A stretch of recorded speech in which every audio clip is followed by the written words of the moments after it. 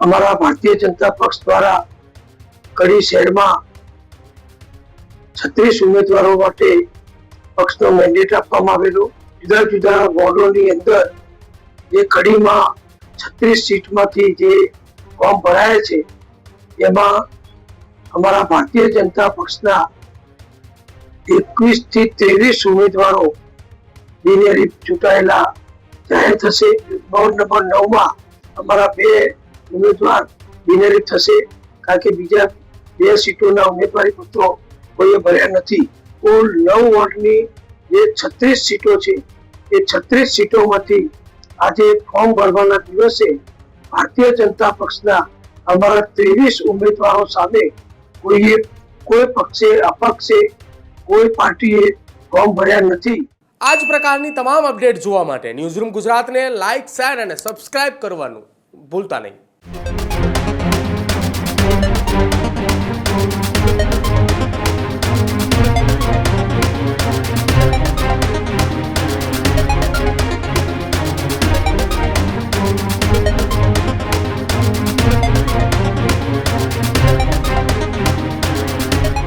નગરપાલિકાનો મુખ્ય ઉદ્દેશ્ય એ નળ, ગટર અને રસ્તાઓથી આધારિત આ ચૂંટણીઓ લડાવી જોઈએ. આ તમામ પ્રાથમિક સુવિધાઓના મુદ્દાને લઈ ચૂંટણીઓ લડાવી જોઈએ. પણ હવે રાજકીય પક્ષો એ નેશનલ અને ઇન્ટરનેશનલ મુદ્દાઓ આધારિત સ્થાનિક સ્વરાજની ચૂંટણીના પડઘમની અંદર ઉતરી રહ્યા છે. લોકો કઈ રીતનાનો જવાબ આપે છે તે પેલા ક્યાંક ને ક્યાંક વિપક્ષે પાછી પાણીએ 70 બેઠકો ઉપર કરી છે. તેના જ કારણે ભારતીય જનતા પાર્ટી 70 બેઠકો બિનહરીફ જીતવાની અંદર સફળ નીવડી છે.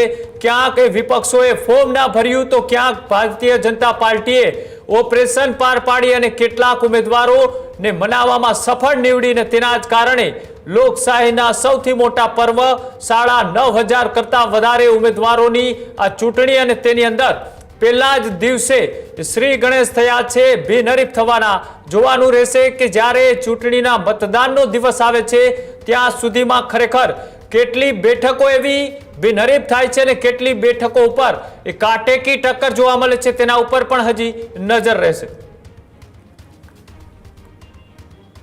સમાચારોમાં આગળ વાત કરીએ ઉત્તર ગુજરાતની, કે જ્યાં ઉત્તર ગુજરાતના મહેસાણાના કડીથી એક મહત્વપૂર્ણ સમાચાર છે તે સામે આવી રહ્યા છે.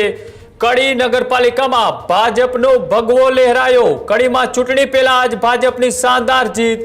કડી નગરપાલિકામાં 36 માંથી 22 બેઠકો બિનહરીફ અને સાથે જ બહુમતીના આંકડાથી એ ચૂંટણી છે તે પણ ભારતીય જનતા પાર્ટીએ બિનહરીફ કરી છે. અને સાથે જ કડી નગરપાલિકામાં 3 વોર્ડ સંપૂર્ણપણે બિનહરીફ. નીતિન કાકાના ગઢમાં ભાજપે બોલાવ્યો સપાટો. ફરી એકવાર ભાજપનો ગઢ સાબિત થયું કડી નગરપાલિકા, કે જ્યાં રાજ્યના પૂર્વ નાયબ મુખ્યમંત્રી નીતિન પટેલે મોટો ખેલ પાડ્યો અને સાથે જ નગરપાલિકાના 36 બેઠકોમાંથી 22 બેઠકો એ ભારતીય જનતા પાર્ટીના ફાળે ગઈ, એટલે કે બિનહરીફ થઈ. અને આ જીત એ ઉમેદવારો અને સાથે સાથે પક્ષની જીત ગણાવી. અને રાજ્યના પૂર્વ નાયબ મુખ્યમંત્રી નીતિન પટેલે પ્રતિક્રિયા આપતા શું કહ્યું આવો તે પણ જોઈએ. આજે સમગ્ર ગુજરાત રાજ્યની અંદર નગરપાલિકા, મહાનગરપાલિકા, તાલુકા પંચાયત અને જિલ્લા પંચાયતના ફોર્મ ભરવાની કાર્યવાહી ખૂબ મોટા પ્રમાણમાં ચાલુ છે. અમારા ભારતીય જનતા પક્ષ દ્વારા કડી શહેરમાં 36 ઉમેદવારો માટે પક્ષનો મેન્ડેટ આપવામાં આવેલો. અને મને આનંદ છે કે મારી માહિતી પ્રમાણે આજે ફોર્મ ભરવાના દિવસે ફોર્મ ભરવાનો સમય 3 વાગે પૂર્ણ થતા જુદા જુદા વોર્ડોની અંદર જે કડીમાં 36 સીટમાંથી જે ફોર્મ ભરાયા છે એમાં અમારા ભારતીય જનતા પક્ષના 21 થી 23 ઉમેદવારો બિનહરીફ ચૂંટાયેલા જાહેર થશે. એટલે કે અમારા વોર્ડ નંબર 1 માં અમારા 4 ઉમેદવાર બિનહરીફ થશે. સામે કોઈએ ઉમેદવારી પત્ર ભર્યું નથી. એવી જ રીતે વોર્ડ નંબર 3 માં પણ અમારા ભાજપના 4 ઉમેદવાર બિનહરીફ થશે. તેમની સામે પણ કોઈએ ઉમેદવારી પત્ર ભર્યું નથી. એવી રીતે વોર્ડ નંબર 4ની અંદર 4માંથી અમારી 3 સીટ વિનિયોજિત થઈ છે અને વોર્ડ નંબર 6ની અંદર અમારા 4 ઉમેદવાર વિનિયોજિત થશે, કારણ કે સામે કોઈ પણ ઉમેદવાર આવ્યા નથી.